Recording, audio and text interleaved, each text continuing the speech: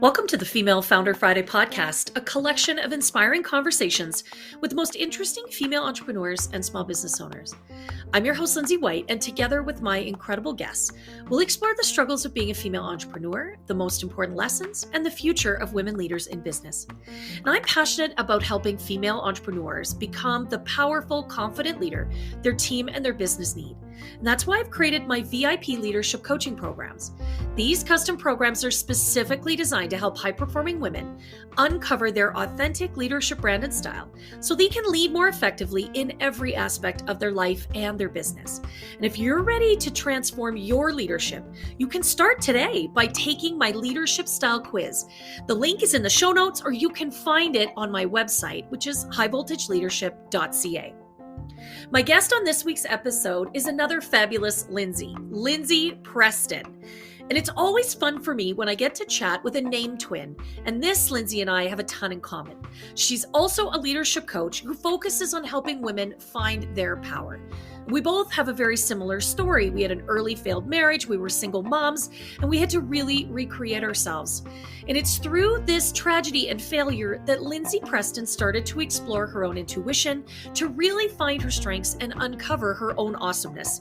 And now she helps women around the world create everything they want and more in their life. What really resonated with me in this episode is when Lindsay said, you have to do the work to understand you, because that's what's really working with a coach is all about. Lindsay and I have a lot of fun talking about the ups and downs of being a female founder, and we share some great laughs today. So I know you're going to enjoy this conversation. Hey everyone, welcome to another episode of Female Founder Fridays. And today I'm totally twinning with my friend Lindsay Preston, and I'm super excited to have another Lindsay on the show. That always makes me happy. Thanks, Linz, for coming and being a guest. I really appreciate it.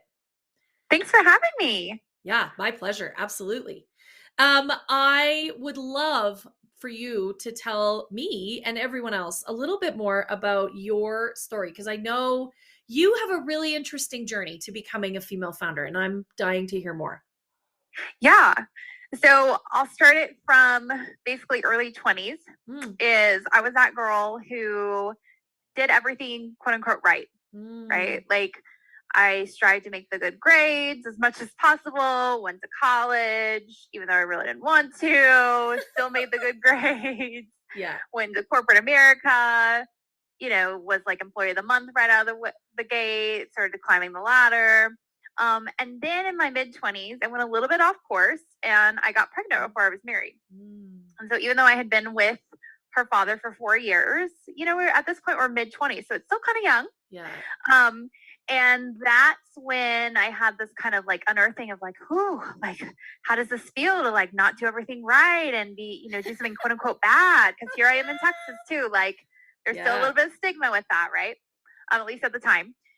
And so from there, I was running a dance studio. I also had a corporate job. I was in human resources, like I know you were too, Lindsay. Yeah. And then I became a mom, and I was like, okay, this is a lot. I can't do all this. Yeah. And so I ended up leaving the studio in corporate America behind and being a mom. And that brought up a whole new level of other stuff for me of like, okay, now I don't have this job of like my worth and, doing all the right things. And this mom thing's really hard. And, I was with somebody for, at this point, 5-6 years. And I was like, this is feeling really off in our relationship. Like things are changing here. What's going on? And so it suggested to me, like, you should go to therapy. Like, this is a great time in your life to go and explore yourself and figure out all the things, right? Right. So I did. I started going to therapy, and the first thing I started to bring up in therapy was like, oh, there's something really off in my relationship. Yeah. He's just not acting the same. He goes on these work trips, but they're really long. And she's like, you're catastrophizing. You're over dramatizing. You have anxiety. Maybe you have some depression. And I would go in week after week, Lindsay, for a whole year. And we would just talk about him. And like, I even remember saying in one of the therapy sessions, like, isn't it weird we talk about him all the time when we don't talk about me? Yes, it is. Yeah. Because now you look back and it's like, that's codependency 101, right? And she would say like, no, he's the source of your problems, which as a coach, that was like, oh my so Lord. crazy. So anyways, long story short, throughout this year is just like this unearthing of like, okay, yeah, what are these feelings things, these thought things, like looking to the therapist to kind of give me her expertise and feeling really lost in that as I'm feeling lost, as a stay-at-home mom. And so my relationship just felt more and more off. He started taking these longer and longer work trips to a point where I was like, listen, I can't do this anymore. We don't know when you're coming home, when you're going. You're gone even on weekends all the time. You're gone on holidays. Like, this isn't going to work. And he shifted into this really angry being of like, you can't tell me what to do. You can't do this thing. And I was like, listen, we're done. Like, I'm getting an attorney. I was really upfront with it, really honest with it. Go to my attorney. And she's like, this has been going on for a year. Like, there's something really, really off here, Lindsay. And that was the first person to really validate that for me. And she's like, I think we need to hire a private investigator like right away.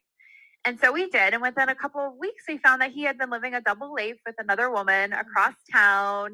He had moved her from California. They had a business together. Like, he had basically moved on and not told me and my daughter that he had moved on. Oh my gosh. Yeah. So at this point, Lindsay, I'm in my late 20s. I'm 28. I have now a 2-year-old. And I'm in this high conflict divorce because then it's starting to come together to me of like these different pieces of narcissism. And I'm like, oh, because I was even a psych major in school. And yet I was like, how did I not like put this together for myself, right? So anyways, go through the divorce and I'm picking up the pieces of that. And I'm like, okay, what am I going to do? I'm going to go back into HR, put my daughter in daycare while we're growing. Like, she's already just understanding this whole custody thing. Like, I didn't want that for her. And someone mentioned coaching to me and they said, you should hire a coach. And I was like, oh, really? Like, isn't that wacky and woo woo? And it lacks credibility. Like, I thought of Lucy on Peanuts. Yes. The coach is in. Yeah. Yes, exactly. And I only had a couple $1,000, if that, at the time. And so I invested it in coaching and I was like, oh my gosh, this better work. And within a few weeks, I was like, I feel so much better. I started to understand things like mindset and thoughts and all of the things. And in that process, I was like, oh my gosh, this is the profession I've always wanted. I just didn't know existed. And this is what was missing from therapy was just self-responsibility, understanding my strengths, doing some like deep healing work in that. And action-oriented stuff. And so from there, within a year, I was certified as a coach, started my business. So this is 2014. At this point, I'm about 30.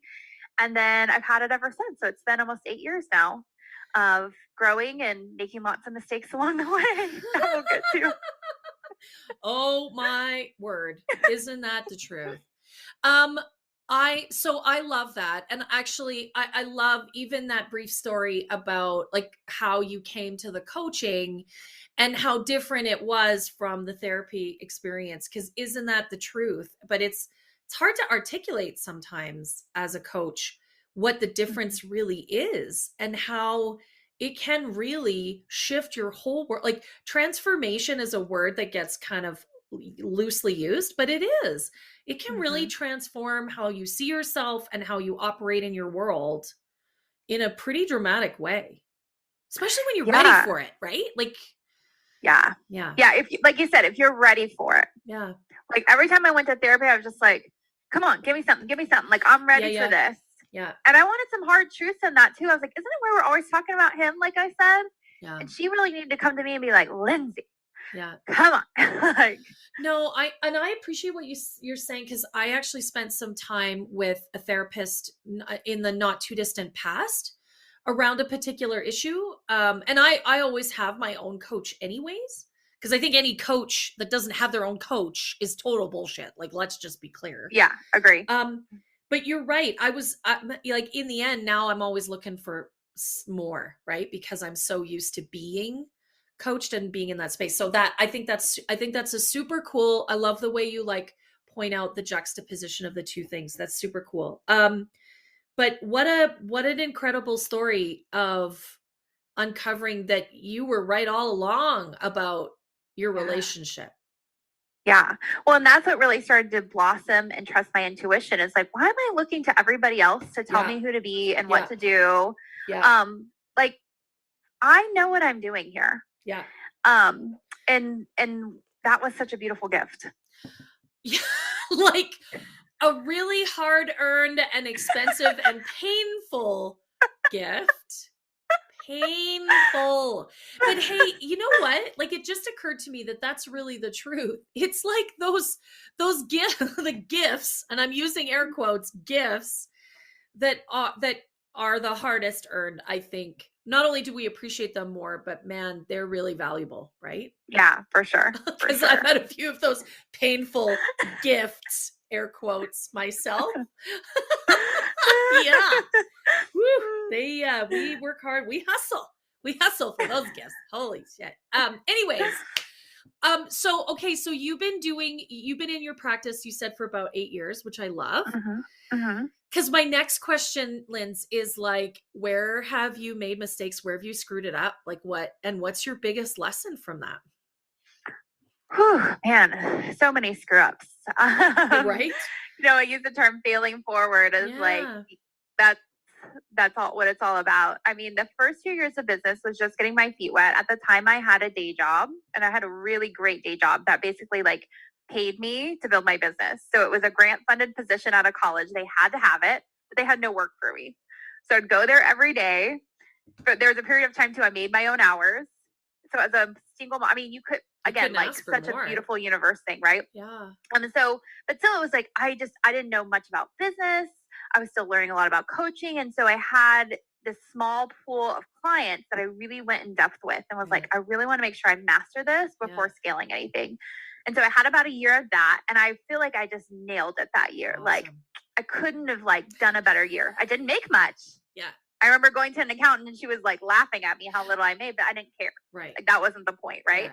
Yeah. The second year, then I had started a podcast. And this is like back in the time when, not many people had podcasts. So it was like 2015, I think. The timeline gets off. But and even that launch was really great. I got my first group clients out of that. Things are beautiful.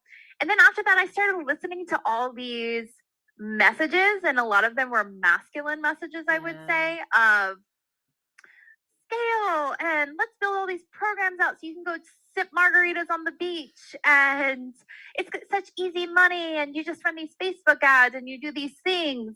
And this is the time too when Facebook ads are really pumping up. And so the first time I ran Facebook ads, I only spent like $150. I made thousands in return, and I'm talking like 10,000 maybe, so it's not like a lot. But then it was like, oh my gosh, I'm spending all this on ads. I'm not really getting a return. I didn't really know how to build this audience. I got out of like my feminine power in those times of just like, I just gotta make money and I gotta scale and it's gotta be bigger and bigger and better. And at that time too, I left my day job. And so it became like, oh my gosh, I have to make this money versus wanting to serve. Yeah. And so I just feel like I got a little off on those years, and you could tell in the way that my numbers looked too. Yeah. They didn't look pretty. I'll tell you that. Yeah, I really love what you just said there. And it's not, I mean, we're in business. We want to make a living, Linz. I get that. But like, you don't become a coach really, truly, if you want to be a high quality coach. You don't become a coach to make millions. You do become a coach because you live to help others find that transformation, find their inner brilliance, right? And I think you're right. I notice myself too. It's when we get caught up in the money versus the service. So I love the way you articulated that. That's a killer as a coach, I think.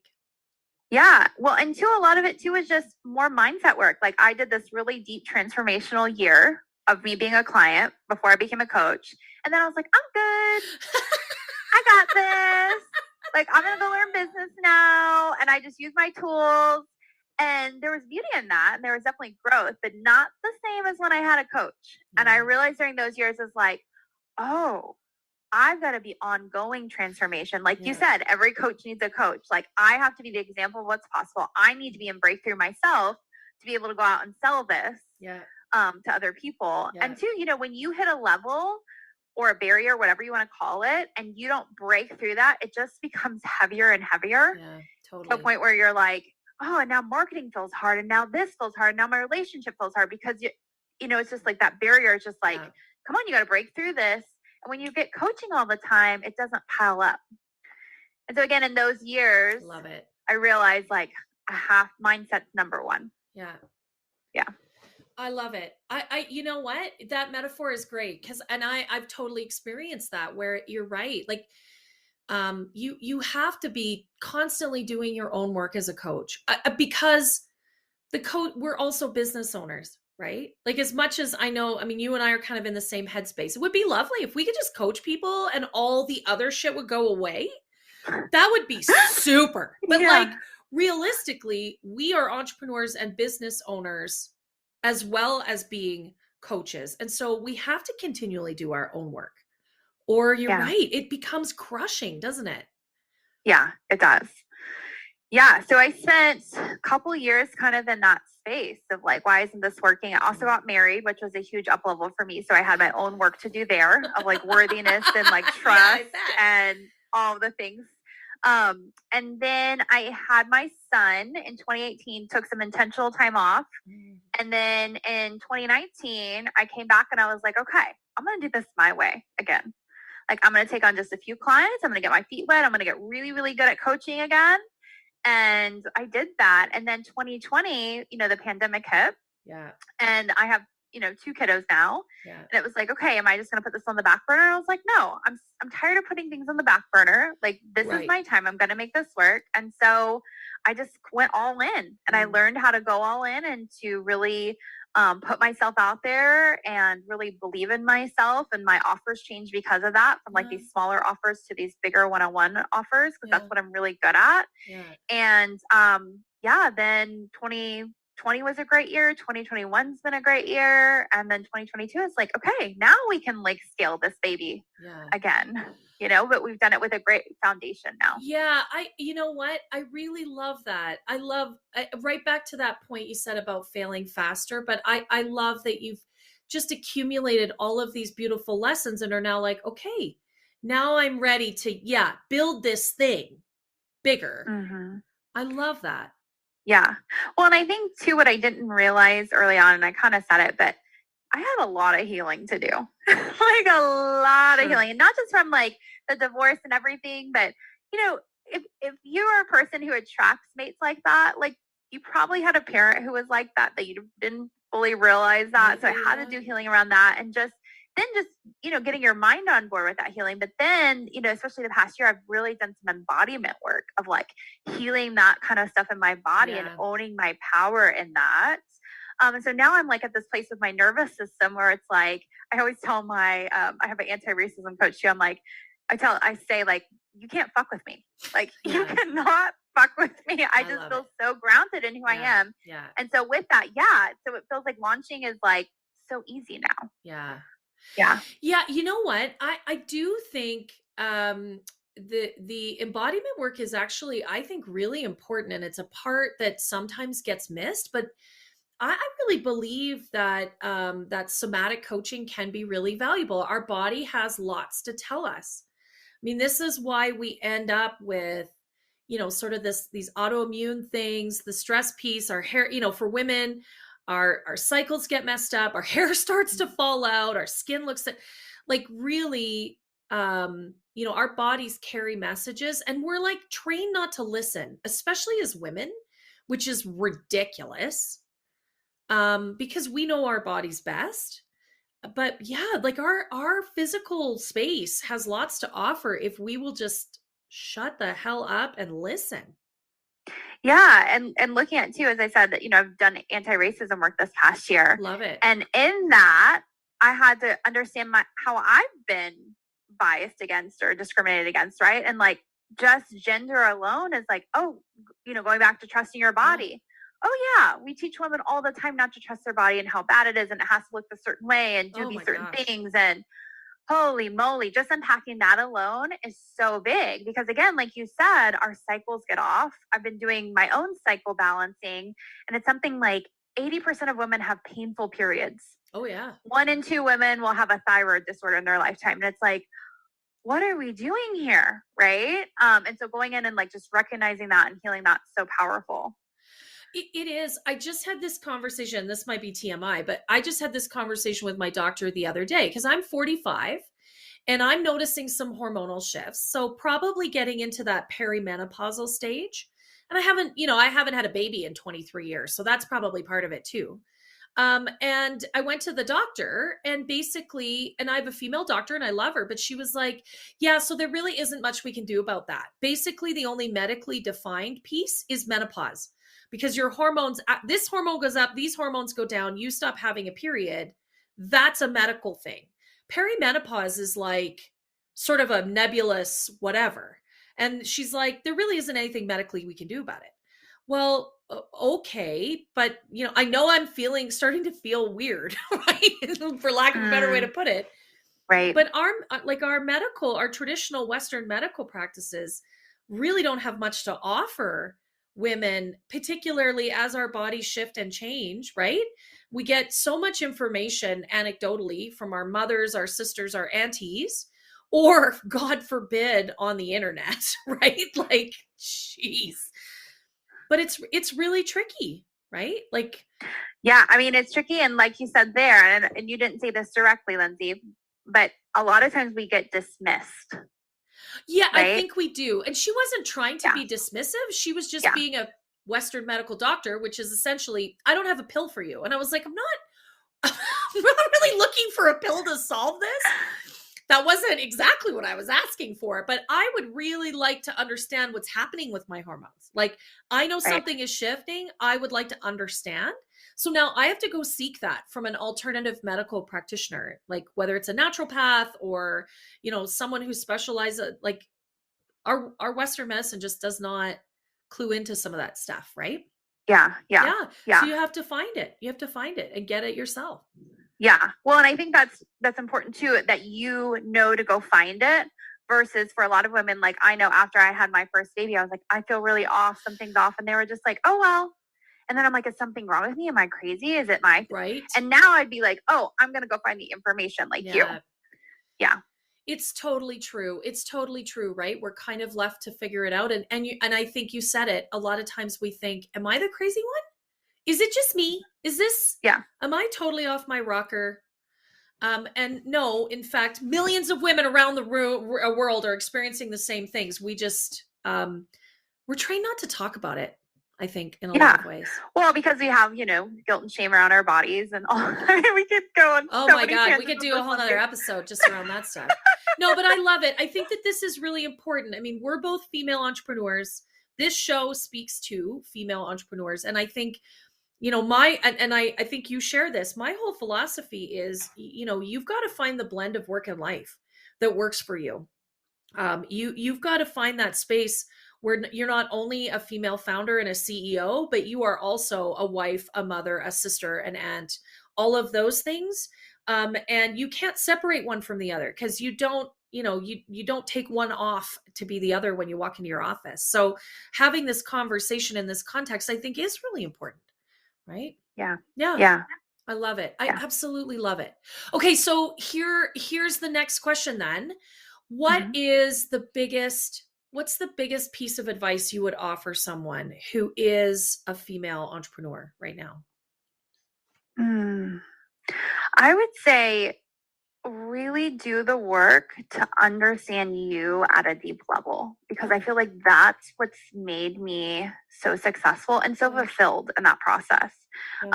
Because again, I say in my journey, it was like I was listening to everybody else for a while, and again, it was a lot of that masculine energy of like, this is the way to do it and this is it. But then when I got into it, it's like that was not right for me. And it wasn't until I really understood myself on a deep level, it's like, what am I really good at? What are my strengths? What are my values?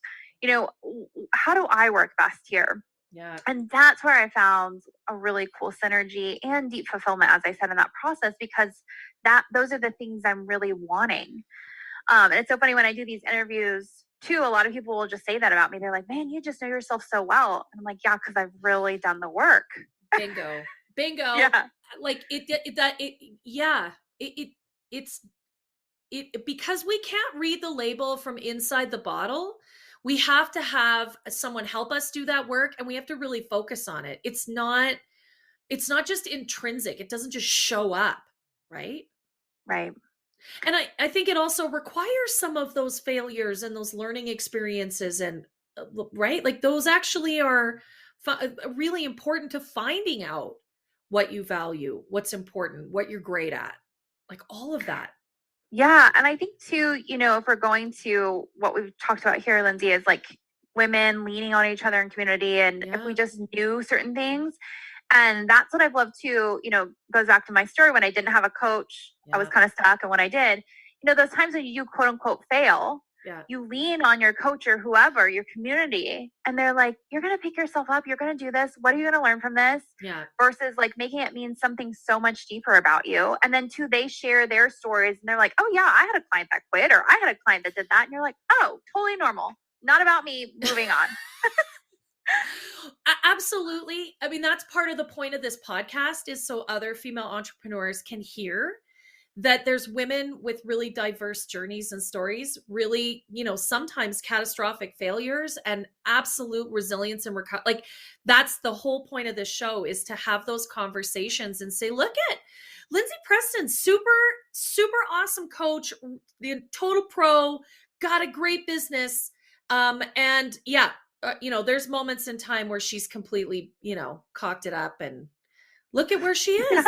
Right? And I still do. And this is exactly it. Because I think you're right. I mean, we look at, some of that stuff on social media and we think, oh my God, so-and-so's Instagram feed is perfect. Yeah, she's a hot mess in behind that. So like, don't worry. Right. So I really, really love that, you've got to do that work. You got to do your work. Right. And there's only one person can do that. Yeah, totally. Yeah. So, okay. So tell me, when it comes to sort of your philosophy around leadership, what does leadership mean to you, Linz?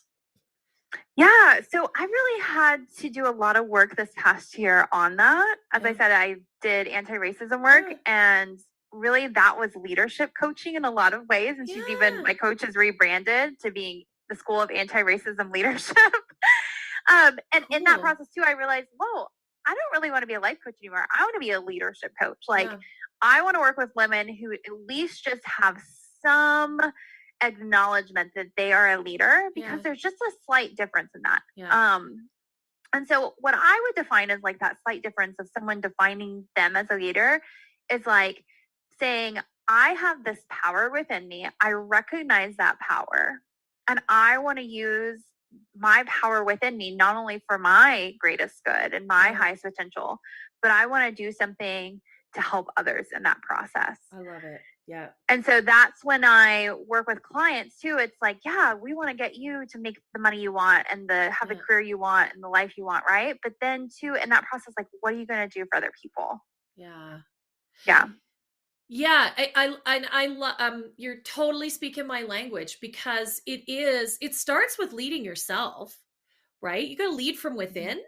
And then what are you doing to create, opportunities and empower others in your world, whether they're direct reports because you're in a corporate organization, whether you're working with clients, whether you're in your community, even with your family. Like, how are you showing up as a leader for everybody and in all situations? I love that. Yeah. Well, and with my clients, we do a life purpose exercise. And some people think like, oh, it's so big, like it's my career. And I'm like, no, it's just a way of being. Like, what's your central way of being that you show up everywhere with? And I have clients too that are like, but Lindsay, I don't want to really contribute that much to the world and do all of that. And I'm like, you just doing your own work is huge. That's all you really need to do. Yeah. Like if you just show up with authenticity and healing, that is like such a great contribution in this world, because we all know people that were like, oh my God, if that person just did healing. Yeah. Not only for themselves, but they create toxicity around them. It's, you know what? It's true. The ripple effect, whether it's a negative ripple or the positive ripple, right? When you show up differently, everyone around you is impacted, even if it's in a small, subtle way. Yeah, totally. Totally. No, I love that idea of, focus within to define your leadership, and then, distribute, maybe is the word, right? Like let it go, let it fly. Even if it's just your energetic being distributing. Yeah, exactly. Yeah, that's powerful. What? It is powerful. You're totally speaking to my heart, because I think that is something that people look at that word leadership and it seems really big and intimidating sometimes, right? Mhm. And it doesn't have to be. Yeah, no. No. It's just really leading yourself, you know?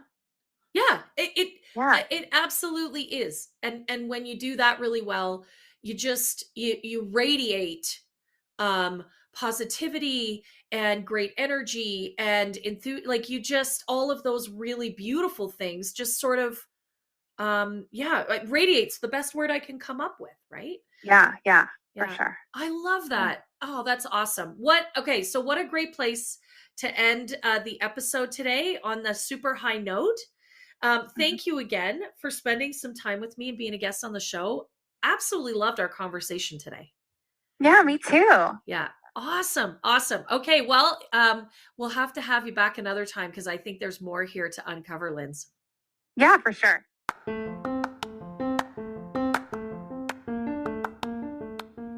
To everyone tuning in today, thanks for being a part of the Female Founder Friday podcast. I really love how Lindsay is so deeply committed to creating an empathetic and inclusive style of leadership for herself that she's engaged her own racism coach to do just that. And you can find out more about Linz and what she does on her website, which is lindsaypreston.com. And of course, you can find and connect with me on Instagram under the handle High Volt Leadership. The Female Founder Friday podcast has a goal to impact 1,000 listeners. And it would mean the world to me if you left this episode a 5-star review and shared it with all of your friends. Let's engage 1,000 female entrepreneurs and really amplify the message. Thanks so much for being a part of the show. And don't forget to connect with me and take my leadership quiz. And you can find that at highvoltageleadership.ca.